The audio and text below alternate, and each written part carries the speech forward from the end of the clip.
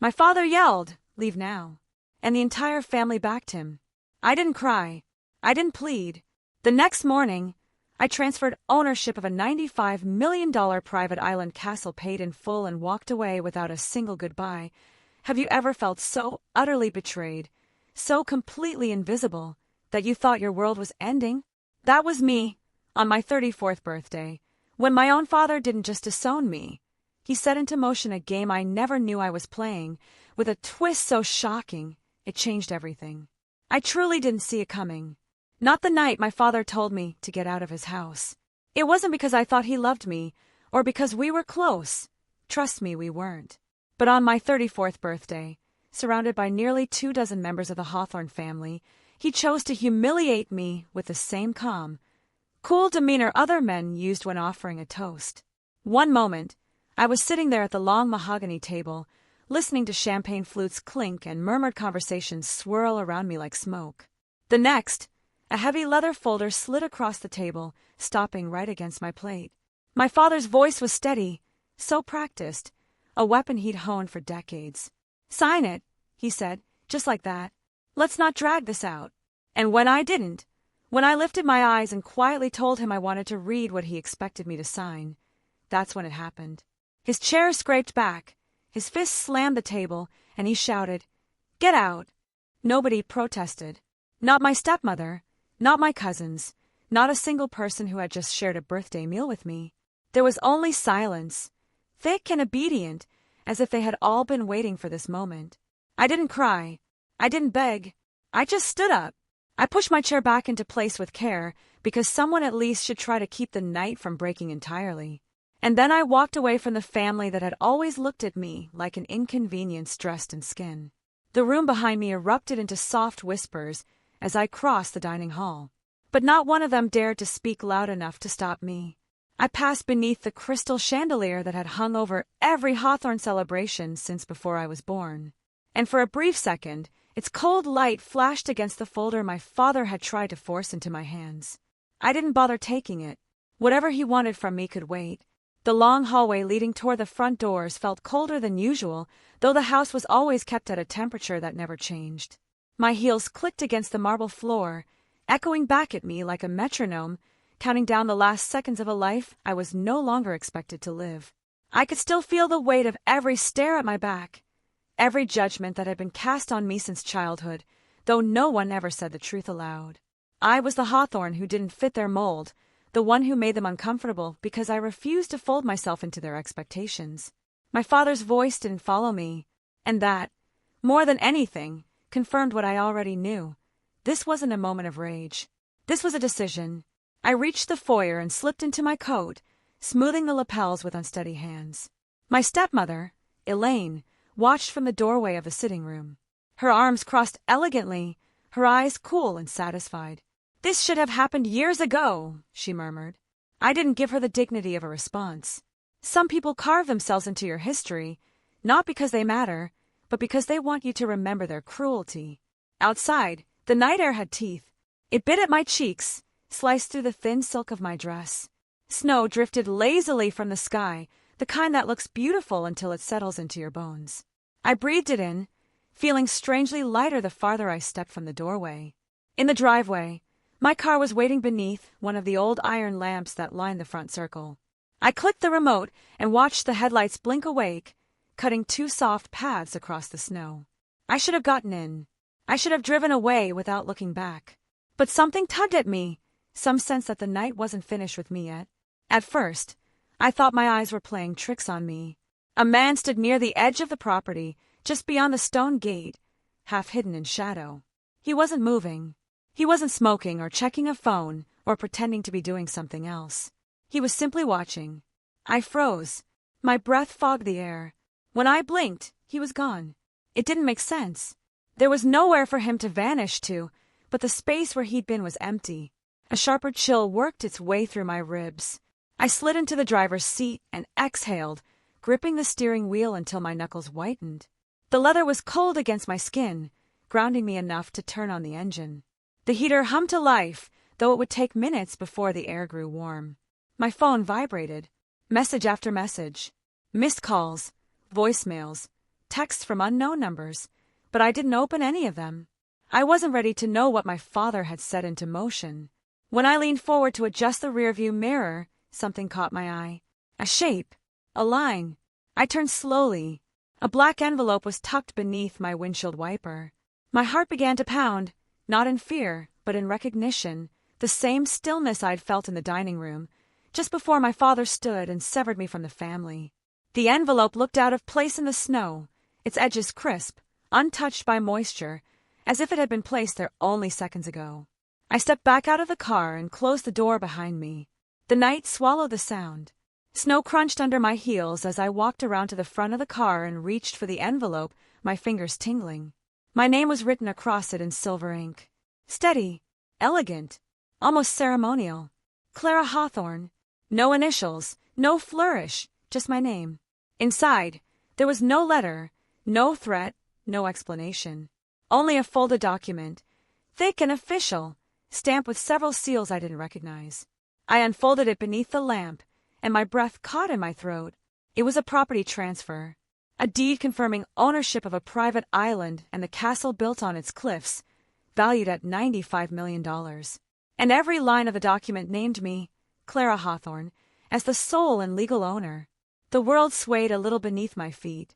Snowflakes melted against the paper, and still I stared at the words as if they might rearrange themselves into something more believable. I looked up at the gate again. The man wasn't there, but someone had left me this. Someone who knew exactly when I would walk away from the house. Someone who knew that tonight, of all nights, I would finally be untethered from my father's control. My phone buzzed again, this time with a message from an unknown number. "We've been waiting for you." I dropped into the driver's seat, pulse roaring in my ears. The envelope rested on the passenger seat like a quiet promise. I locked the doors and pressed my fingers to my temples, forcing myself to breathe. I had been thrown out of my family, cast aside like a mistake, humiliated on my own birthday. But someone else, someone watching from the edges, believed I was meant to inherit a $95 million island. And for the first time in my life, I felt the faint tremor of something I had never been allowed to consider. Maybe I wasn't the exile of his family. Maybe I was the threat. I put the car in drive and pulled away from the house. For the last time, the envelope beside me, whispering a truth I wasn't ready to face, but could no longer ignore. Nothing about my life was ever going to be the same again. The envelope sat on my kitchen counter like a living thing, refusing to be ignored, no matter how many times I walked past it. I had left the Hawthorne estate only hours earlier, snow still clinging to the hem of my dress, my father's voice echoing behind me like the final crack of a whip. Yet somehow, impossibly, the envelope had followed me home. Not by magic, but by intention. Someone had placed it on my car. Someone had written my name on it. Someone had been waiting. I poured a glass of water I didn't drink and leaned both hands on the counter, staring at the folded deed inside the envelope. $95 million. An island. A castle. My name printed on every page, clear and legal and absolute. It made no sense. Nothing about my life, my real life, made room for something so immense. Not after the childhood I'd had. Not after being pushed out of the family that had always preferred to pretend I wasn't there. My phone vibrated for the 5th time in an hour. I let it. The missed calls filled the screen in long, suffocating rows. Half of them from numbers I didn't recognize. The Hawthorne family used strangers the way other families used napkins. For convenience, for cleanup, for the tasks they didn't want their own hands dirty with. I had no intention of answering, but I needed answers of my own. The envelope stayed in my peripheral vision as I grabbed my coat and keys. Outside, the early winter morning cast a gray haze across the parking lot, condensing the world into cold concrete and pale sky. My breath fogged instantly. I scanned the row of cars out of habit, searching for the SUV I thought I'd imagined last night. It wasn't there. I didn't feel relieved. On the way to Evelyn's office, traffic moved in fits and starts. My mind kept dipping back into the same loop in spite of myself, my father sliding that thick folder across the table. The way the entire room had gone still when I said I wanted to read it. The way no one, not one person, had stood up for me when he told me to get out. The humiliation stung less than the silence. But the envelope had changed the terms. Whatever Gregory thought he controlled, whatever he believed he could force me into, this island, this castle, did not come from him. That alone meant more than he ever intended. Evelyn's building rose sleek and mirrored from the edge of the financial district, reflecting a sky that looked ready to snow. I hurried through the lobby, keeping my head down, and took the elevator to the 12th floor. As soon as it opened, Evelyn stepped out of her office, phone in hand, eyes sharp. "Clara," she said, breathless, "you brought the documents." I held up the envelope. She gestured me inside and locked the door behind us. Her office had always been modern and meticulously organized, but this morning it looked different, tense, as if the air itself had been tightened. Evelyn pulled on a pair of thin gloves and motioned toward the table. "Sit," she said. "Show me." I unfolded the deed again. Evelyn leaned over it, examining each seal, each signature, each embossed marking. Her finger paused over the stamp in the lower corner. "This isn't counterfeit," she murmured. "And it isn't local." She tapped the seal. "It's international. Whoever transferred this did so in a way designed to bypass your father's reach." I swallowed hard. "Is that possible? For most people?" "No." Evelyn straightened. "For someone with advanced planning, access, and intent? Yes." She pointed at a line near the bottom. "And look, this wasn't deposited into a trust your family controls. It's a protective transfer triggered by a specific event." "What event?" Her gaze met mine, and for a fleeting second, I saw the woman who had been my only real ally in the Hawthorne world. The one who had given me advice, even when she knew it would make Gregory furious. "The expulsion," she said. "It activates if you are formally or publicly expelled from the family." The room swayed. I forced myself to sit back, gripping the armrests. "You're telling me," I said slowly, "someone set up a $95 million property transfer in case my father ever kicked me out?" "Yes," Evelyn said, "and only in that case." I stared at the ceiling, then at the envelope, then at her. "Who did that?" "That," she said, "is what we need to find out." She pulled up a secured window on her computer and entered a multi-step verification code. The screen displayed a web of documents and encrypted notes. "The transfer came from something called the North Star Trust," she said. "It's not a standard trust. It's what we call a silent structure. Hidden founders, sealed courts, minimal transparency. Almost no one uses trusts like this anymore. They're expensive and complicated." "So, someone spent a fortune setting this up," I said. "More than a fortune," Evelyn corrected. "A fortune isn't enough to keep something secret from your father." My hands tightened in my lap. That familiar childhood dread, always waiting for the next trap, the next manipulation, rose like a ghost. But it collided with something harder this time, something steadier. "Why would anyone do all of this for me?" I asked. Before Evelyn could answer, my phone buzzed again. I turned it over to silence the screen, but the preview showed enough of the messages to make my stomach twist. "Leah, I hope you're proud of yourself. Brent, we warned you. Now look what you've done. Unknown number, you're going to pay for this." I placed the phone face down on the table. "It started already," Evelyn murmured. "What? The smear campaign?" She sighed. "Your father wasted no time. He's claiming you stole confidential documents and threatened the family with exposure. None of it will hold up, but in the short term, it creates noise." My throat tightened. "He wants to discredit me." "He wants to isolate you," Evelyn corrected. "He wants to make sure that when you try to defend yourself, you'll have no credibility left." I shook my head. Odd timing, then, that I apparently own a castle. Evelyn actually smiled at that, an exhausted, reluctant smile. "Well," she said, "let's make something clear. If you went to court tomorrow with this deed, you would win. The transfer is airtight. Gregory has no legal claim to the island."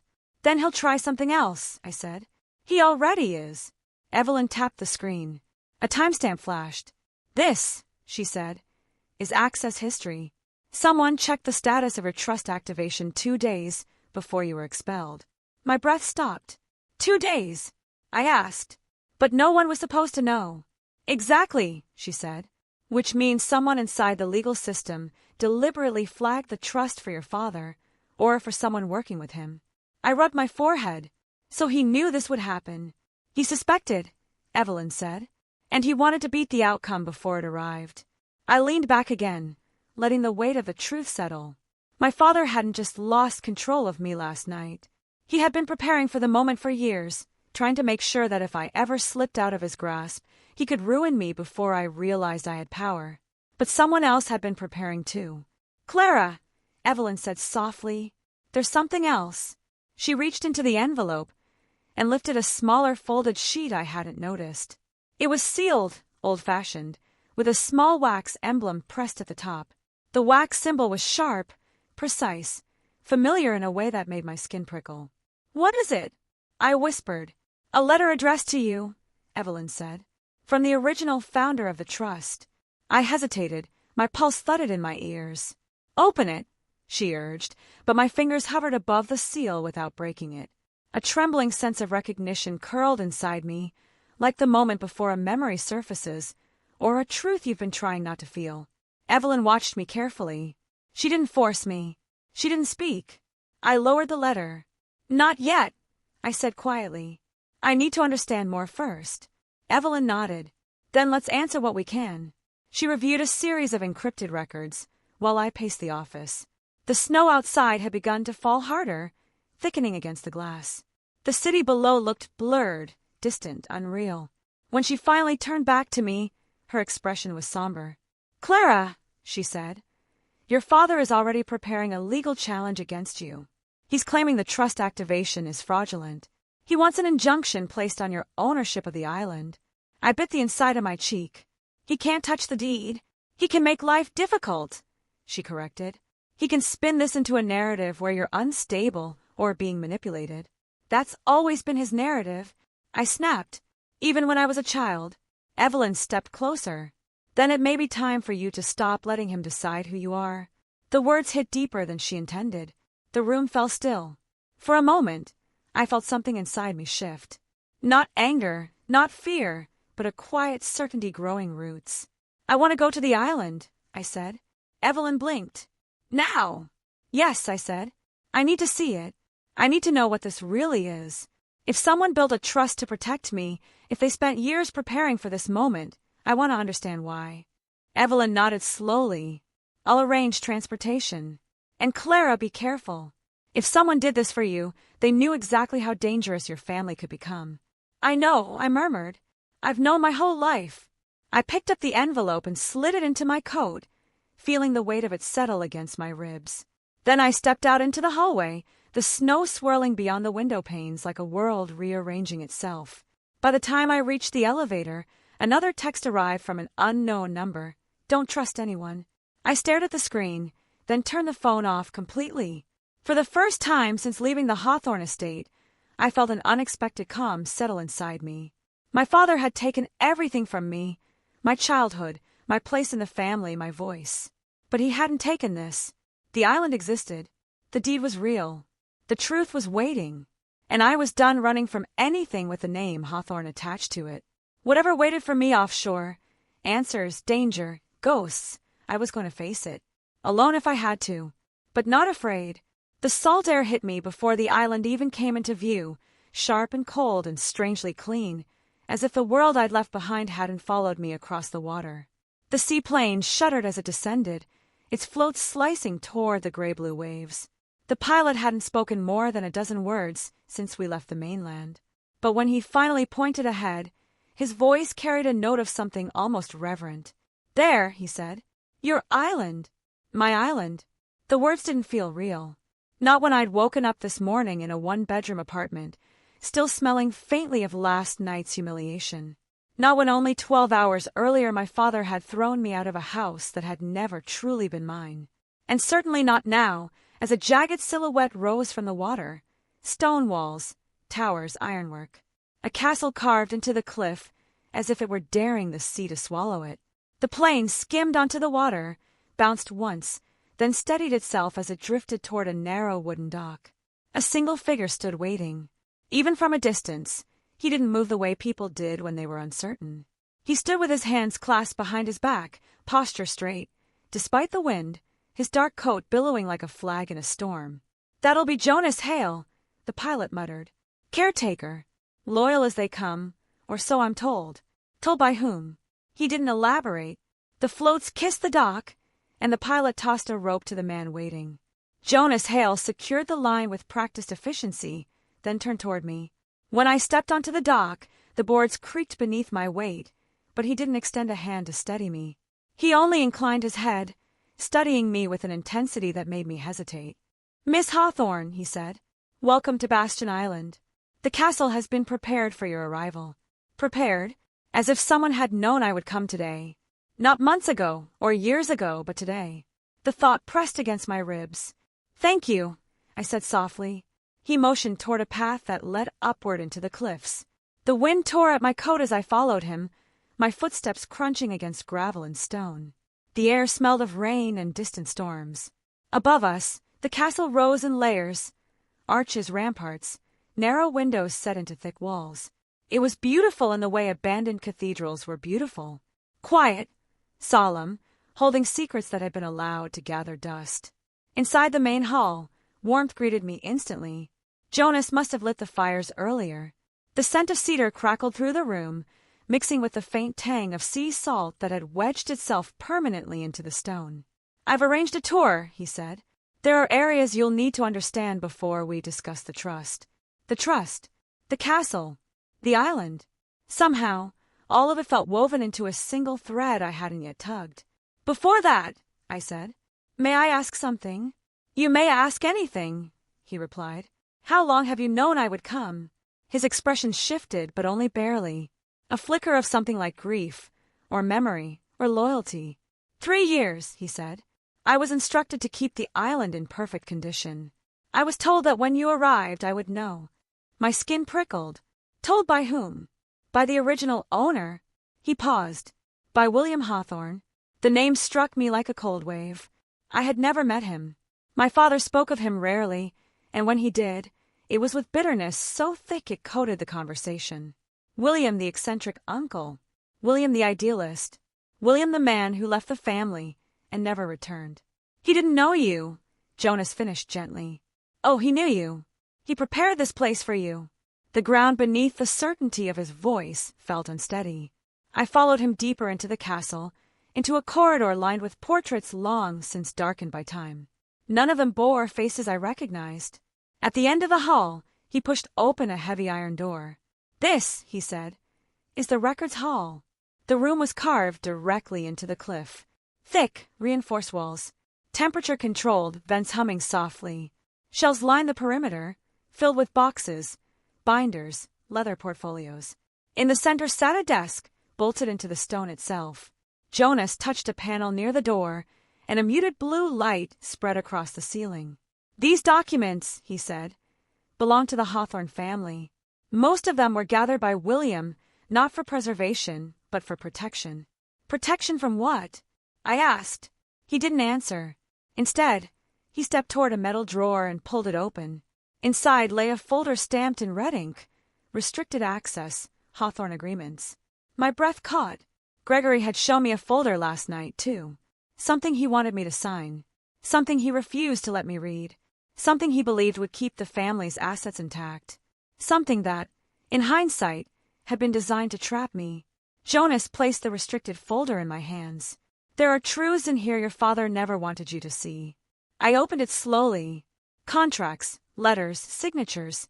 Some I recognized as my father's, some I didn't. Clauses that bent morality into something unrecognizable. Documents outlining financial decisions that were never meant for daylight. The farther I read, the colder I felt. Why would William collect these? I whispered. Because he believed someone would need them, Jonas said. Someone who could not be controlled.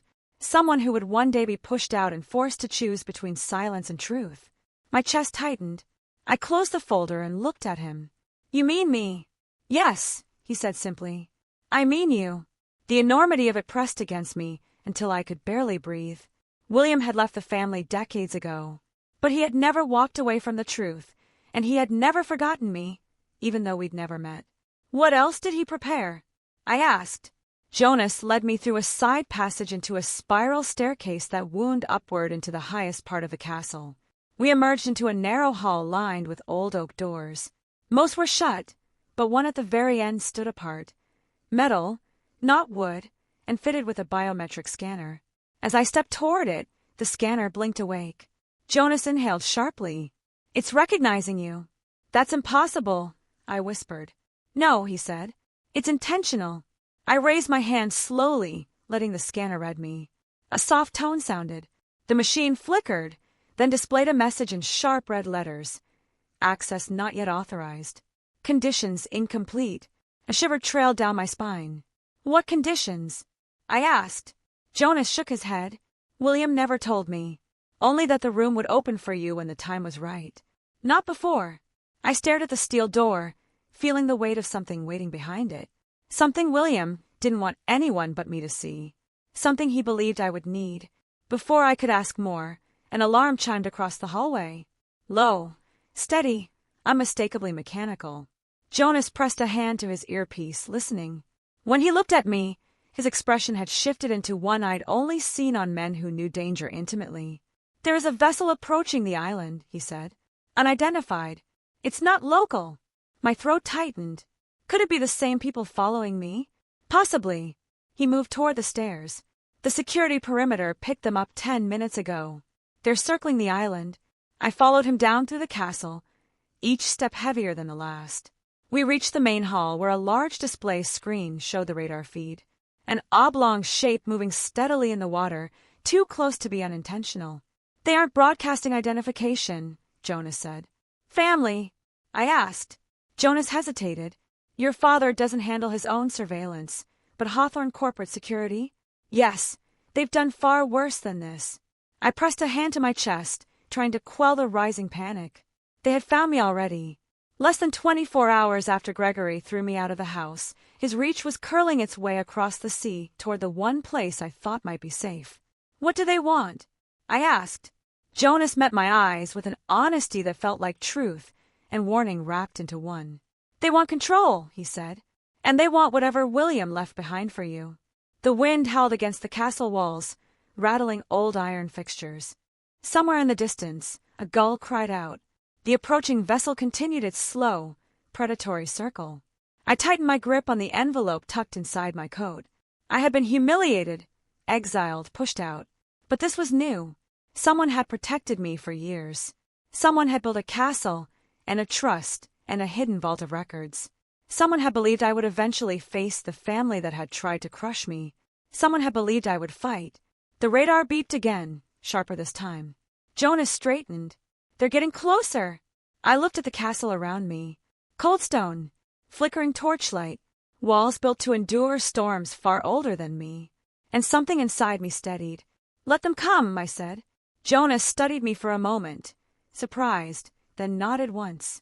And as the vessel edged nearer, as the wind thickened and the sea churned below, I realized that whatever truth waited behind the locked steel door upstairs, whatever secrets William had left for me, they were no longer something I feared. They were something I needed.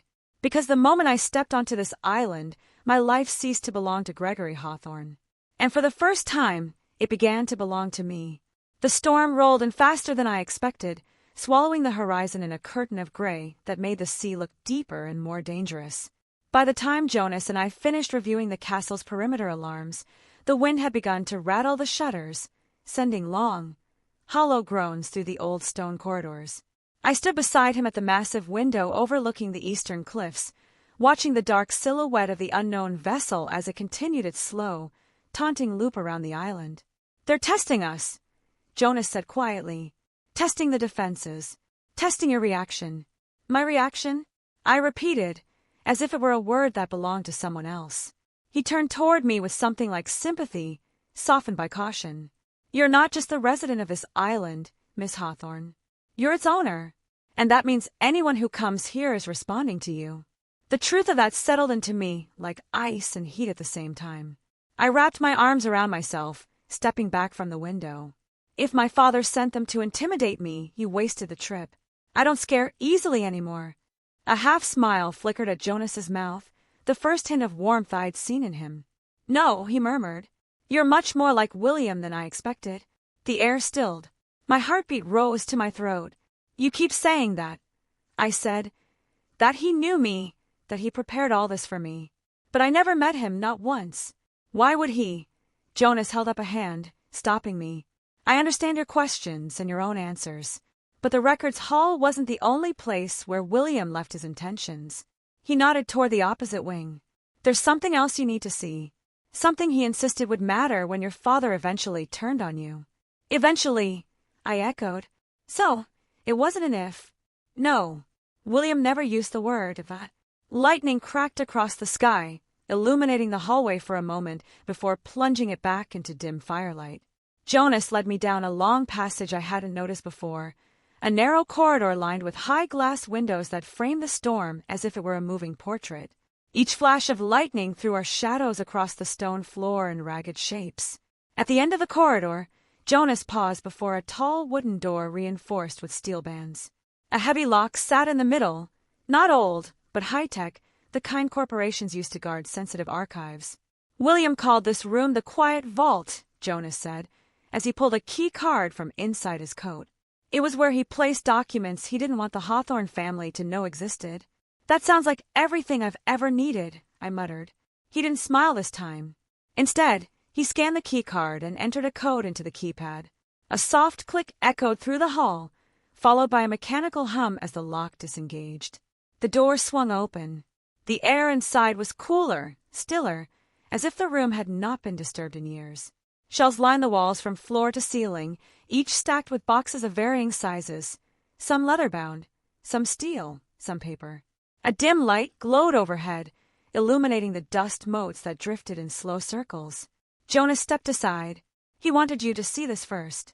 On a small pedestal, near the center of the room, lay a bundle of documents wrapped in dark cloth. I approached it slowly, heart pounding, and lifted the fabric. Inside was a ledger, an old one. Its edges were frayed, its cover worn, its pages thick beneath my fingers. I sat on the wooden bench beside the pedestal and opened it. The first page stole my breath. It wasn't financial records. It wasn't a list of transactions or properties or trust arrangements. It was a journal, handwritten, belonging to William Hawthorne. The ink had faded in places, and the handwriting slanted sharply, decisive, urgent. I skimmed the first paragraphs and felt a quiet tremor pass through me. Today I made my decision. I will not allow Gregory to inherit the full Hawthorne power structure.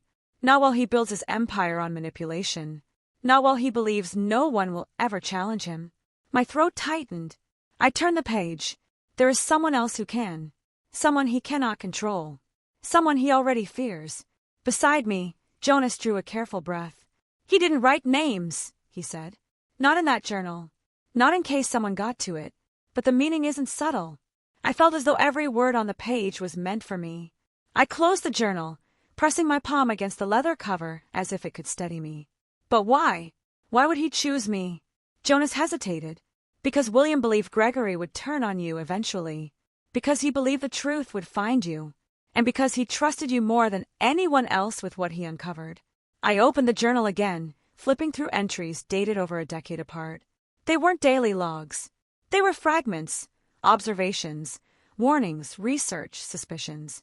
A pattern began to emerge. The more I read, William had been tracking Gregory's operations long before anyone else knew what he was capable of. And there were letters, carbon copies William had written and never sent. One addressed to an attorney, one addressed to a journalist, and one addressed to me. I lifted it gently, noticing that unlike the others, it was sealed. May the 1st, I whispered. Jonas nodded. I cracked the seal. The letter was short, only a few lines, but each one carved into me with unsettling precision. Clara, if you are reading this, then the day I feared has arrived. Gregory will never tolerate dissent. Not from me, not from your mother, and not from you. But you are stronger than you know, and this island is proof. Everything here was built to protect the truth, including the truth about yourself. Find the people he silenced. Find what he hid. You are the one I chose. My vision blurred for a moment. My mother, I said softly, the word catching. He mentioned my mother. Jonas lowered his gaze. There are things you should know, but not all of them today. Not yet. I gripped the edge of the bench. He said, Gregory silenced her. Jonas's silence was answer enough. Lightning flashed again, and thunder cracked so loudly it shook the floor beneath us. The storm outside was intensifying, waves pounding the cliffs like fists. I looked up at Jonas. Tell me the rest. He hesitated long enough to make me wonder if he would refuse. Then he said, Your mother was not the problem. Your father was. He prickled behind my eyes. What did he do? He made her disappear. My breath left me in a shudder. No, I whispered. He told me she died. He told you he lied, Jonas said. And William spent years trying to uncover what really happened. Bastion Island became his refuge, his archive, his war room. And now it's yours. The shock of it pulsed through me, sharp enough to make the world blur. I stood, needing movement, needing air that didn't hold so much weight. Jonas followed me to the doorway, then stopped abruptly. The hallway was no longer quiet. A strange, low hum vibrated through the air, barely audible, but unmistakably mechanical. What is that? I asked. Jonas stepped forward, slowly placing his hand on the wall. It's coming from the exterior sensors. The vessel is close. Too close. The hum grew louder, resonating through the stones beneath our feet. Jonas hurried to the window at the end of the hall and threw the shutters open. A spotlight swept across the cliffs, cutting through the storm and casting jagged shadows across the castle walls. They're scanning the perimeter, he said. They're looking for structural entry points. My pulse quickened. For what? To come inside. For whatever your father wants, Jonas answered. He doesn't send people to observe. He sends them to retrieve. We hurried down the winding staircase toward the main hall, the sound of the storm pressing closer with every turn. When we reached the bottom, Jonas activated the internal defense system. Steel shutters, sliding over windows, reinforced doors locking into place. Dim lights switching to emergency hues. I stood in the center of the hall, watching as the castle transformed itself into a fortress around me. Miss Hawthorne, Jonas said carefully, we have to assume they'll escalate. Why? I said. What could they possibly want that badly? He looked at me with an expression that mixed sorrow and warning. Everything. Thunder boomed again, shaking dust from the rafters. Jonas moved toward the control panel, entering commands I couldn't decipher. The castle will hold, he said. It always has. And me? I asked. He turned, meeting my gaze with unwavering certainty. You'll hold, too. You're a Hawthorne, but not his kind. I exhaled shakily. The storm slammed against the window panes. The vessel's spotlight swept across the courtyard once more, lingering this time, as if studying me through the walls. Jonas, I whispered. He's never let me go. Not really. Not once in my life. He didn't let William go either, Jonas said. And William fought to protect the truth until his last day. A tremor moved through me. Not fear, but something steadier, something sharper. Resolve. I stepped closer to the window. The vessel hovered just beyond the rocks, waiting, watching, circling like a threat dressed in steel. I'm done letting him decide what happens to me, I said. Jonas nodded, as if he'd been waiting for exactly that. Then he said, Good, because tonight, Miss Hawthorne, your father just declared war. The wind howled, the lights flickered, and somewhere deep within the castle, something that had been silent for years, finally stirred. Jonas found me in the library just after dawn, though I hadn't truly slept. The storm had quieted sometime in the early morning hours, leaving behind a strange stillness that felt heavier than the wind itself. The fire had burned down to embers, casting only a faint orange glow across the carved bookshelves and the worn leather armchairs. I sat curled near the fire with William's journal in my hands, tracing the slanted handwriting until the words blurred. Everything I had read pressed against my ribs, warnings, observations, suspicions, all of them orbiting the same truth. William had been preparing for the moment Gregory would turn on me long before anyone believed he could. Jonas stepped inside and lowered his voice. Miss Hawthorne, we should talk. I looked up at him, unsure how much of the exhaustion was visible on my face. About the vessel? Partly. He hesitated. Mostly about something else. He motioned toward the small table beside me, where a tray of tea sat untouched.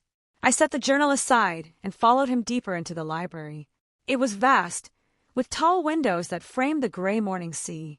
Jonas stopped near a corner lined with old nautical maps and gestured for me to sit. You asked yesterday why William trusted you, he said. The truth is, he didn't only trust you. He believed in you. He spoke of you often. even long before you were old enough to understand what the Hawthorne name really meant. I blinked. You knew him well? I served him for nearly 20 years, Jonas said. Long enough to see the burden he carried. Long enough to see the cost. He moved toward a shelf and took down a small, dust-covered box. He handled it with surprising reverence. This belonged to him, Jonas said softly. He asked me to give it to you when the time came. When the time came, I whispered. What does that mean? He opened the box. Inside was a sealed envelope. My name was written across the front in tight, careful handwriting. More careful than the journal, more deliberate. Beneath the envelope lay a simple key, old and iron-worn, tied to a red ribbon. The air thickened in my chest. This was left for me, I asked. Years ago, Jonas said, long before William vanished. The word vanished struck me like a cold blade. No one ever explained what happened to him. No, Jonas said, because no one knew. Thunder didn't shake the castle this morning, but something inside me felt just as unstable. I slid my thumb beneath the flap of the envelope and unfolded the letter. Clara, if you are holding this, then my absence has lasted longer than I intended. There are truths in this place that belong to you and you alone. Truths I could not speak while your father's influence still reached this far. Trust Jonas. Trust the island.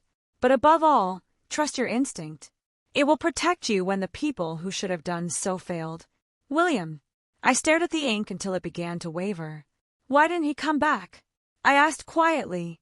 Why did he leave all of this to me instead of staying to protect it? Jonas's expression shifted. Pain. Memory. Something deeper.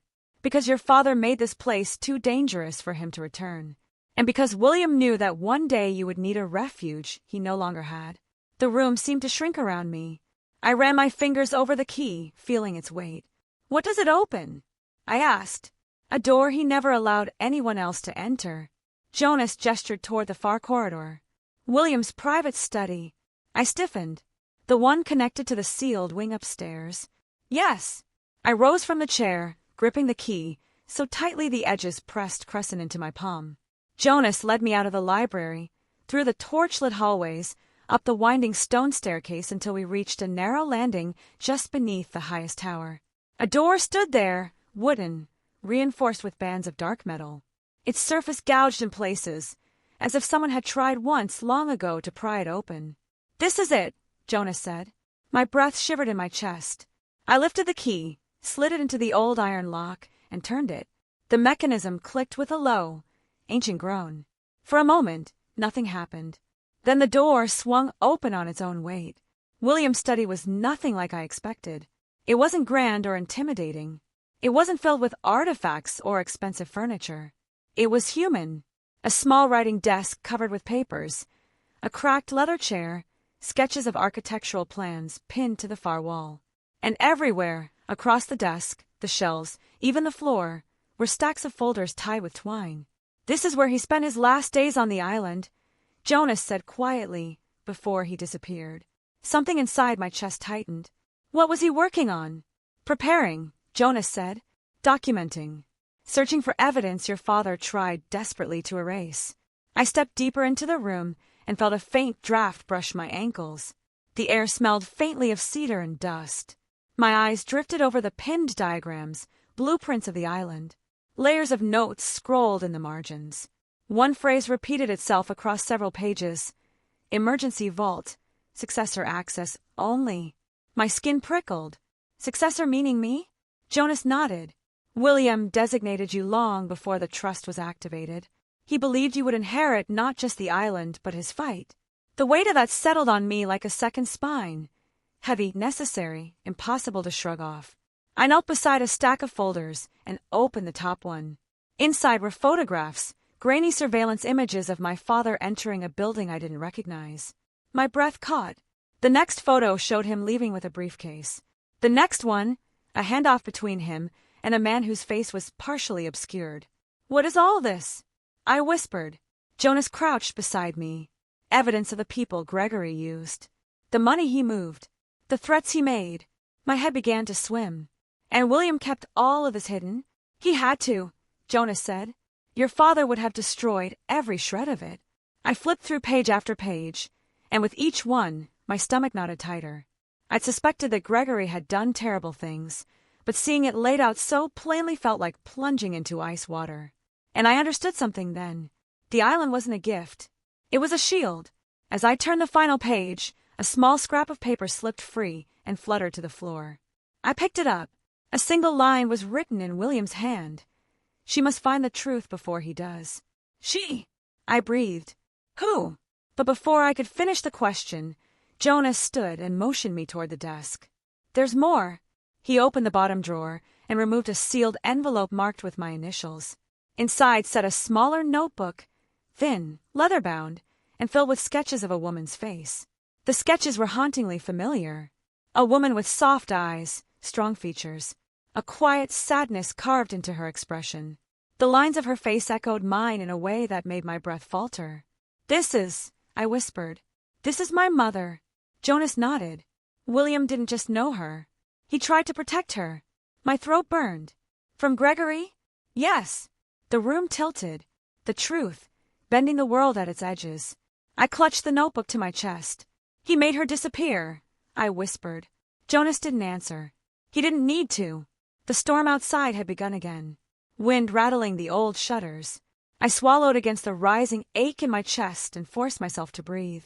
There's something else you need to see, Jonas said.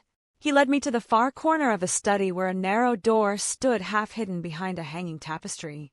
He pushed it open, revealing a steep stone staircase descending into darkness. This leads to the sub-level, he said. To a room William designed after your mother vanished. My pulse throbbed painfully in my ears. For what? For secrets, Jonas said. And for protection. We descended into the dim stairwell, each step colder than the last.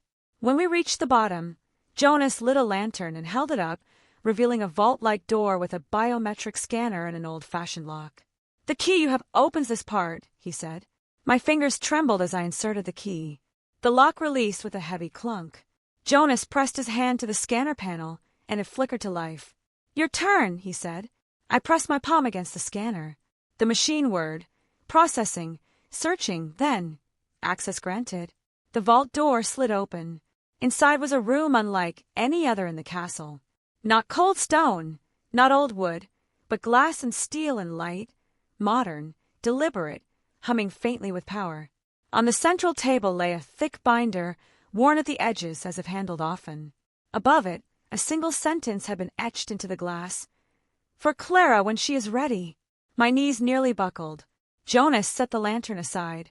This is the file William never meant your father to find. The file he spent his final years building. The file he believed you would need more than anything else. I stepped toward the table, heart thudding painfully, fingers brushing the cover. Inside, I already knew, was a truth large enough to crack open everything I had ever believed about my mother, about Gregory, about the woman I was becoming. I pulled the binder closer. Jonas stepped back to give me space. And for a moment, the only sound in the room was the quiet hum of the vault and the storm raging above us, as if the island itself were holding its breath, waiting for me to turn the page. The binder felt heavier than it should, as if the weight inside it wasn't paper, but a truth that had waited too long in the dark. I opened the cover slowly, expecting another ledger or stack of contracts, something financial, something cold.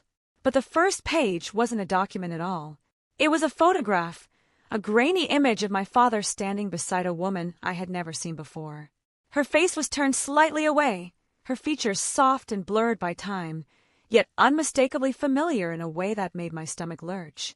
Something in the shape of her jaw, the slope of her cheekbone, a likeness I'd spent my whole life wondering about without any proof. Jonas stepped closer. That's the image William asked me to protect. I traced the outline of her face with my eyes. Who is she? We don't know her name, Jonas said carefully. But we know what she was. I swallowed hard. And what was she? His gaze lowered. A witness. One Gregory wanted to silence. Before I could ask more, the vault lights flickered. Jonas lifted his head sharply. We both listened. A muffled chime echoed from the upper hallway. The castle's internal alert system. Not an intruder alarm, not a threat signal, a communication alert. Jonas turned toward the stairwell. Someone is trying to reach you. We climbed back up the narrow stone stairs, the echo of the alert bouncing off the walls like a heartbeat out of rhythm. When we reached the main level, Jonas walked briskly toward the library where the communication console sat in the corner like an old radio operator's desk. The screen was lit with dozens of notifications, but one stood out. Dozens of news alerts, images of my face, headlines scrolling so fast my eyes barely kept up. Journalist Harper Lane released a statement on Hawthorne family. Hawthorne heir threatened an island dispute over private trust. May involve criminal cover-up. I stepped closer. My hands began to tremble. Why is this happening? Jonas scanned the screen. Because your father anticipated your absence, and he's responding with force. The phone on the desk buzzed. Jonas answered, placing it on speaker. Evelyn's voice came through, sharp and breathless. Clara, tell me you're safe. I'm fine, I said, though my voice shook. You're trending nationally, Evelyn said. Your father went public this morning. He claims you stole sensitive documents from the family estate. He's calling you mentally unstable and emotionally compromised. My chest tightened. He's trying to discredit me before anything can surface. Exactly, Evelyn said. But that's not the worst of it. My breath caught. What else? Gregory filed an emergency request with the federal court to freeze all your assets, including the island transfer. I sat down slowly, the world tilting. He can't touch it. He's trying, she said. And if he succeeds, he'll argue you have no legal right to remain on the island. Every muscle in my body stiffened. He wants me off the island, I whispered. He wants you isolated, Evelyn corrected. Cornered, discredited, and quiet. Jonas leaned over the console. There's more. He clicked through alerts until a video opened on the screen. Harper Lane made a public statement this morning, naming you directly. The screen filled with the image of a woman in her late 50s. Sharp eyes, gray-streaked hair pulled into a tight knot, a voice made of smoke and steel. I have reason to believe, she said calmly, that Clara Hawthorne is the only person left with access to information that could expose serious crimes at the highest levels of the Hawthorne family. My breath caught. Harper continued. I am willing to testify on her behalf, and I know others who will, but I fear Gregory Hawthorne has already set into motion efforts to silence her. The screen cut out. I blinked hard, feeling the message sink beneath my skin. She risked everything. I murmured, for me. Evelyn exhaled sharply through the phone. Harper has been investigating your father for over a decade. William trusted her. I think she's trying to protect you. My heart thundered. What does she know? More than anyone else alive, Evelyn said grimly. But Gregory knows that too, which means she's in danger. The castle lights flickered again, twice, then steady. Jonas's expression hardened. That wasn't weather. The external cameras just picked up a drone near the southern cliff. I spun toward him. Another one. This one is bigger, Jonas said, lowering the blinds and adjusting the monitor. Military grade. Someone wants live surveillance footage. I stared at the screen. A sleek drone hovered just beyond the defensive perimeter. Is that Gregory's? I asked. Jonas nodded. His team, at least. They use drones like this to record structural weaknesses in buildings. My stomach dropped. Weaknesses for what? Jonas didn't answer at first. Then he turned slowly toward me, face pale. Breaching. My breath faltered. They're going to break in? They'll try, Jonas said. But not yet. They're waiting for your father's order. A sharp chime cut through the hall. Jonas checked the console.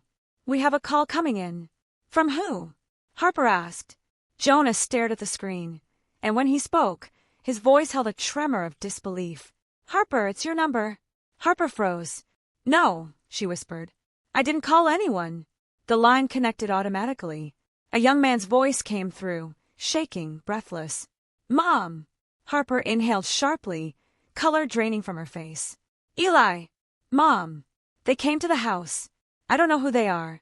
The sound cut off, replaced by rustling, a muffled gasp. A struggle.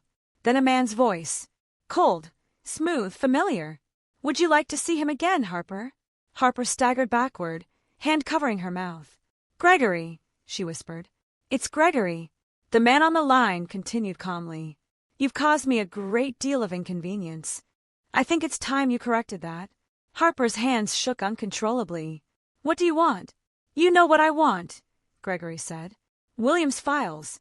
The testimony. Bring it to the mainland by midnight. Alone. My blood turned to ice. If you refuse, Gregory added, your son will disappear like all the others who got too close. Harper choked on a sob. Eli, please. The line went dead. The silence that followed felt suffocating. No, Harper whispered. No, not Eli. He doesn't deserve. I moved to her side, gripping her shoulders. We'll get him back. Her eyes filled with tears. Clara, you don't understand. Gregory doesn't negotiate. He destroys. Jonas looked grim, jaw tight. He took Harper's son to force our hand. He won't stop, Harper whispered. He'll go after everyone. You, Jonas, anyone near the truth. I felt something inside me shift, like a knot that had held me together for years suddenly loosening. No, I said quietly. Not this time. Harper shook her head. Clara, we can't fight him and save Eli. Not both. Yes, I said. We can. How? She whispered. I reached into my coat and pulled out the small silver key from the box. Its surface cool, etched with markings I didn't recognize. This key, I said, isn't for a room. Jonas's eyes widened. The auxiliary vault. What is that? Harper asked, voice breaking. A contingency William built, Jonas said. A fail-safe. If the main testimony was compromised, the auxiliary vault contains copies. And something else. What's something else? Harper demanded. Jonas looked at me, as if waiting to see if I'd already guessed. Leverage, I whispered. On Gregory. Harper stared. Enough to stop him? Enough, Jonas said. To break him. Wind hammered the windows. The drone buzzed closer, its light slicing through the storm. Everything inside the castle felt poised on the edge of collapse. Harper wiped her tears, straightened, and lifted her chin. Tell me what we do. I closed my mother's notebook, feeling her strength settle into my bones. Then I met their eyes. We go to the auxiliary vault, I said. We finish what William started. We open the truth that Gregory tried to bury. Another rumble of thunder shook the floor. Jonas nodded. Harper steadied her breath. And together we walked toward the hidden passageway. Toward the place where William's final secret waited. Toward the moment Gregory Hawthorne had feared for 20 years. Gregory arrived without hesitation, as if the island had never been sealed off from him, as if he still believed the world bowed at the weight of his footsteps. Jonas and I watched from the upper balcony as the black helicopter sliced through the fading light, wind roaring across the courtyard in sharp, vicious bursts. It touched down like a threat, slow, deliberate, announcing itself with the certainty of a man who had never once been denied. I felt nothing at first. No fear, no grief, only a tight, simmering clarity building beneath my ribs. Jonas touched my elbow. Remember, he'll try to dictate the tone. Don't let him. I nodded, though my pulse hammered hard enough to bruise bone. The helicopter door opened. 2 armored men stepped out first, scanning the courtyard with practiced precision. Then Gregory appeared, tall, pristine in a charcoal coat, hair perfectly combed despite the wind, the Hawthorne emblem glinting like a blade on his lapel. He looked older than I remembered, but colder too, sharper.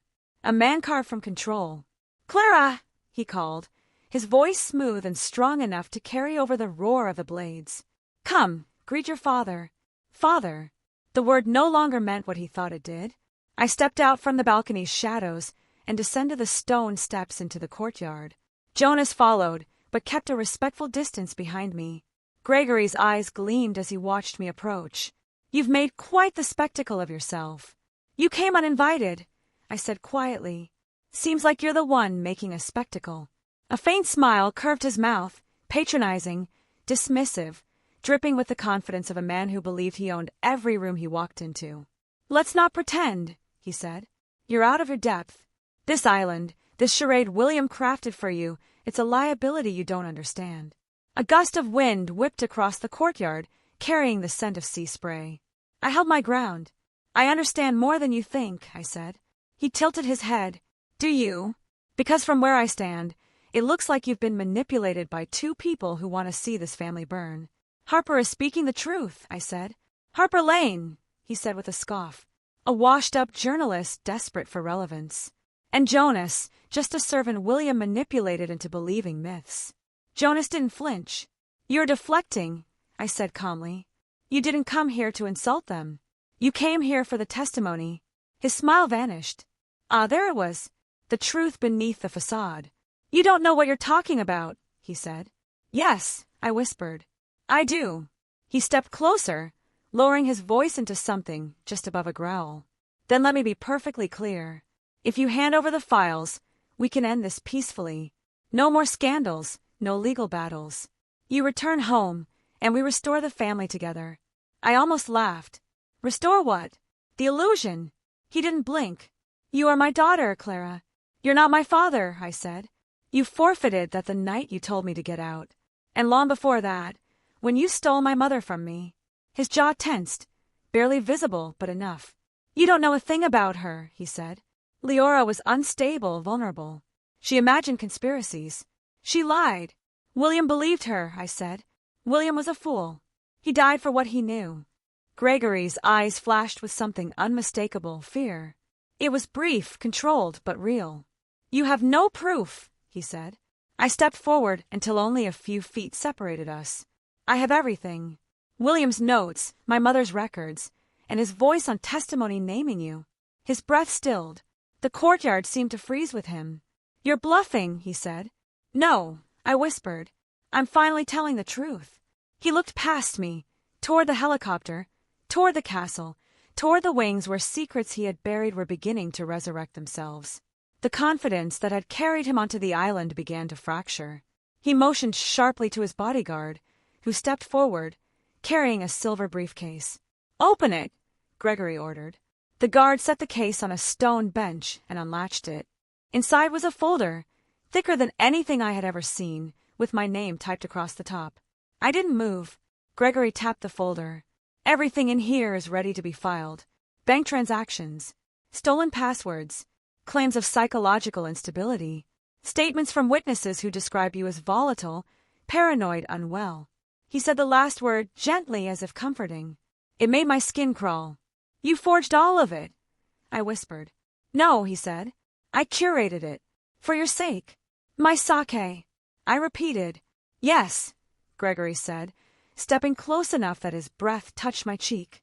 Because if you continue down this path, if you embarrass us, if you challenge me, your life will end in a courtroom. Or worse. I stared at him, studying the man I once tried so hard to love. You know what I realized? I said softly.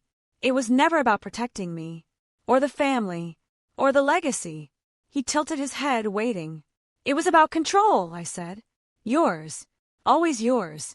For the first time, he lost composure. You child, he hissed. You have no idea what I've done for you. Stolen my mother. Lied about her death. Lied about William. Lied about everything. He stepped back, face tight with fury, and motioned to his men. We're done here. Seize the files and bring her to the helicopter. Jonas moved instantly, stepping between us. You will not touch her. Gregory's lip curled. You forget your place, Hale. No, Jonas said. For the first time, I remember it.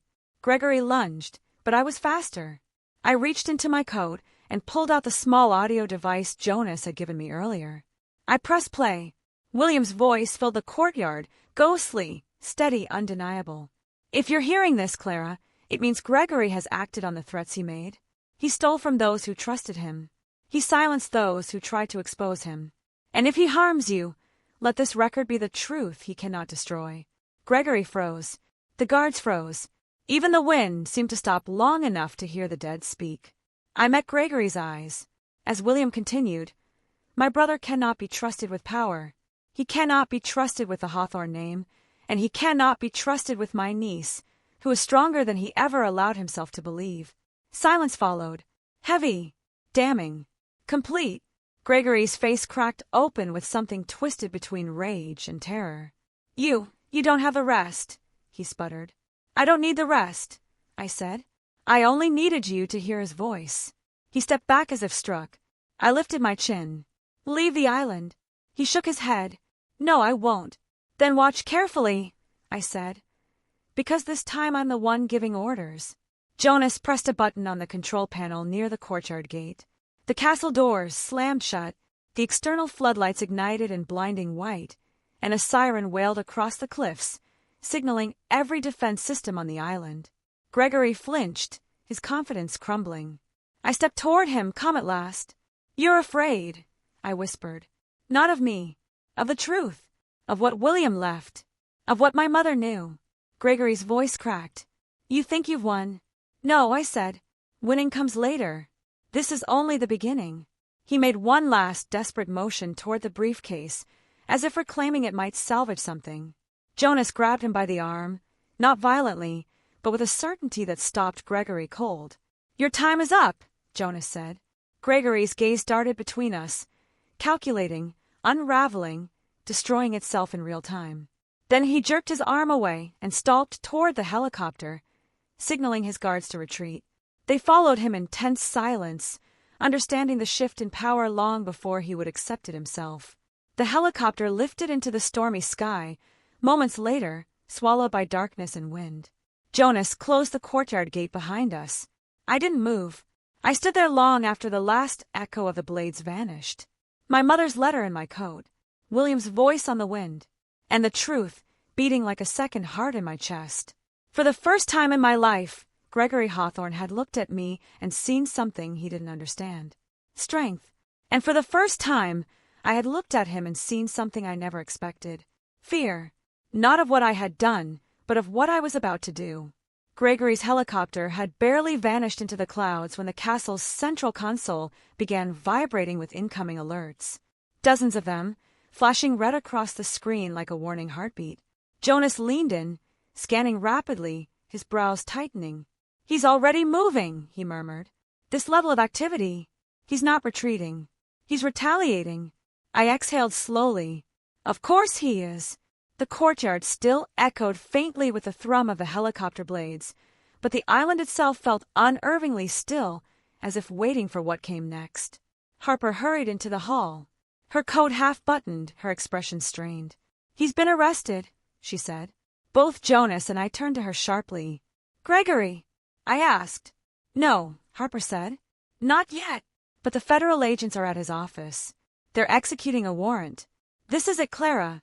The moment William spent decades preparing for." My pulse quickened. "What triggered it?" "You did," Harper breathed. "The audio file you played. The partial testimony went viral online. Some reporter must have overheard the broadcast from the island's frequencies. Federal investigators couldn't ignore it. A strange sensation washed through me. Part disbelief, part relief, part terror. Jonas switched the console to the national news feed. There he was, Gregory Hawthorne, standing in the marble lobby of Hawthorne Tower, surrounded by camera flashes, flanked by agents in dark jackets marked with 3 letters that cut through any pretense.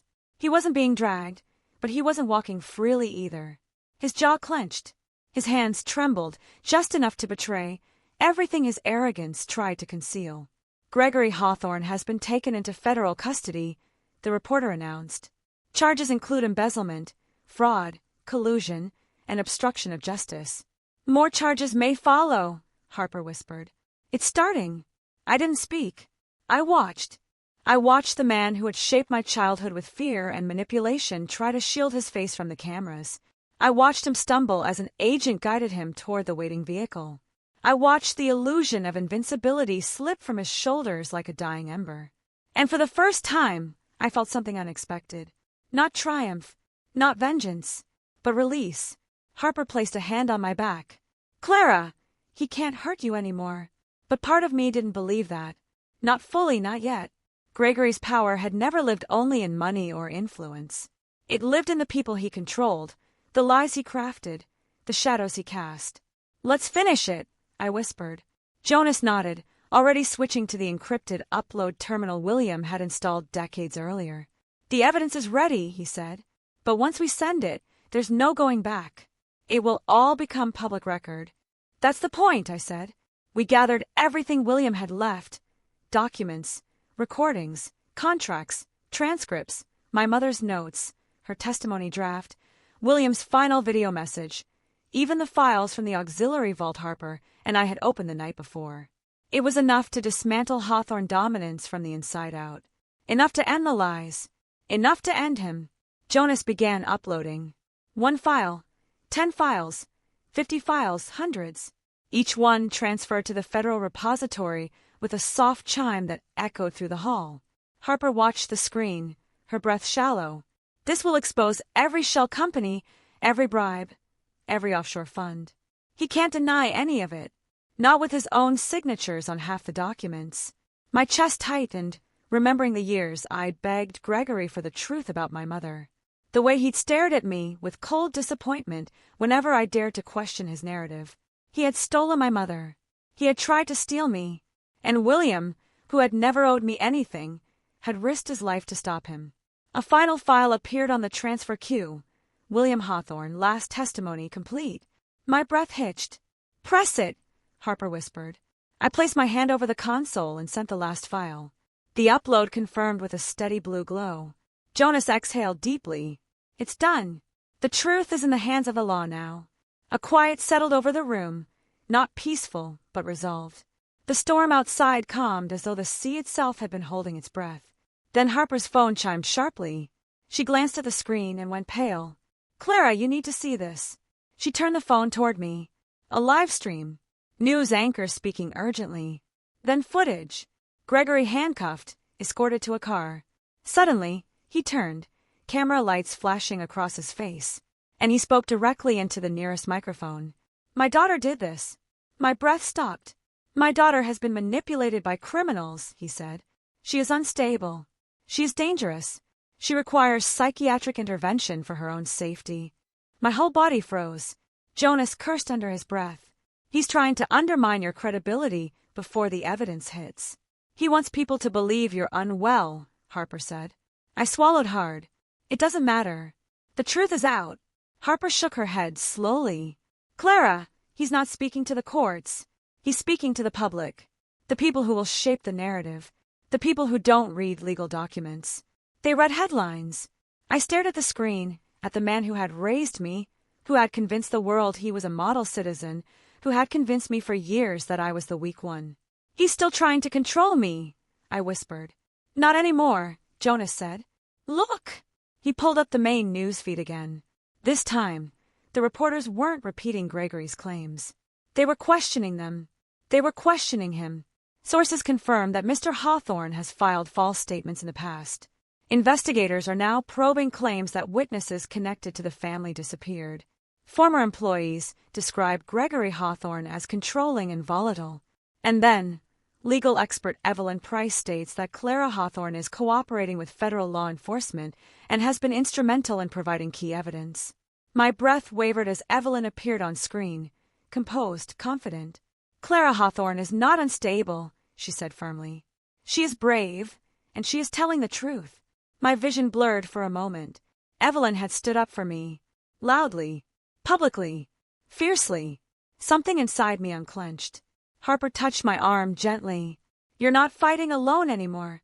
A soft ding sounded from the console. "More responses," Jonas said. "From people you helped without knowing. People William helped." Messages scrolled across the screen. "You're doing the right thing. He hurt us too. Thank you for exposing him. William saved my family. Thank you for finishing what he started. You're not alone, Clara." Tears burned behind my eyes. Not from sadness. From something I hadn't felt since childhood, belonging. Jonas approached me with something in his hand. A small wooden box I recognized instantly. "Williams. I didn't show you this earlier," he said. "I wanted to wait." He opened it.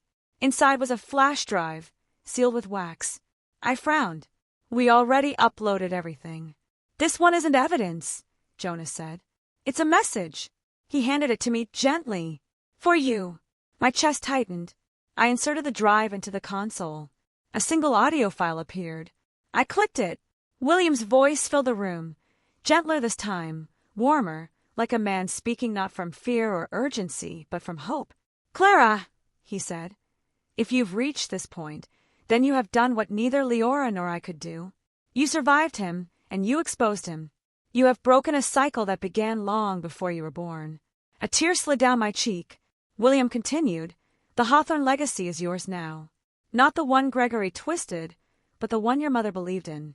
A legacy of protection, of truth, of rebuilding what power destroyed."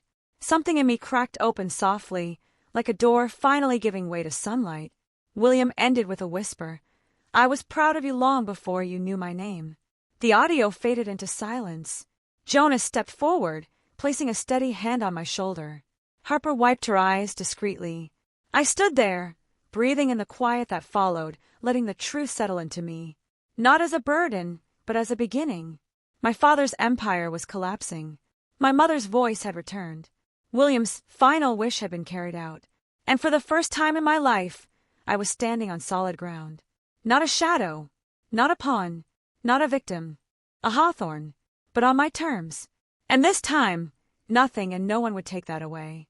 The castle felt different the morning after Gregory's arrest, as if the walls themselves had taken a long breath after years of bracing for impact.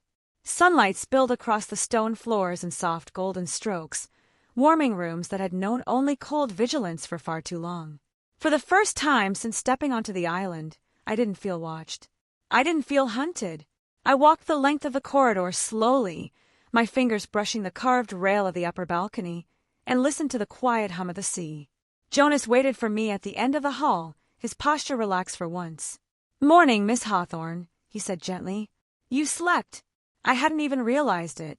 For the first time in days. He nodded. "You'll need your strength. Today is meaningful." Meaningful. The word carried its own weight. "Because of William's final message." "Because of everything," Jonas replied. "His message, your mother's truth, Gregory's arrest, and your future, my future," a concept that had always felt abstract, something belonging to other people, other families, other lives. Now it was here, waiting behind every door of this island. "What did you find?" I asked softly. Jonas motioned toward William's study. "There's one more file. It was hidden in the system under a secondary encryption key. It only triggered after your testimony upload last night." I followed him inside. William's study looked smaller today, as though time itself had softened its edges now that the secrets it guarded were no longer shackled. Jonas opened a drawer beneath the desk and lifted out a sealed envelope. "To Clara," the front read in William's unmistakable hand. My voice almost broke. "He wrote another." Jonas placed it into my hands. "It was meant to reach you only after Gregory fell." My pulse stuttered. I broke the seal and unfolded the letter. "Clara, if you are reading this, then the truth has carried you farther than fear ever could. You have done what I could not, what your mother attempted, and what your father tried to bury. You have reclaimed your name. Now you must decide what it will stand for. This island was not built to hide from your father. It was built so that someone like you, someone unbound by his corruption, could rebuild what he destroyed. Let Bastion belong to the people who need it. Let it become a refuge, not a throne. And when you feel lost, remember you were never alone." William. A quiet knowledge filled me, rising like dawn. I hadn't just inherited a castle. I had inherited purpose. Harper entered the room softly, holding a cup of tea that she set beside me. She looked tired, but determined, a woman weathered by survival, but not defined by it. "I heard the alert this morning," she said. "They're already confirming more charges against Gregory.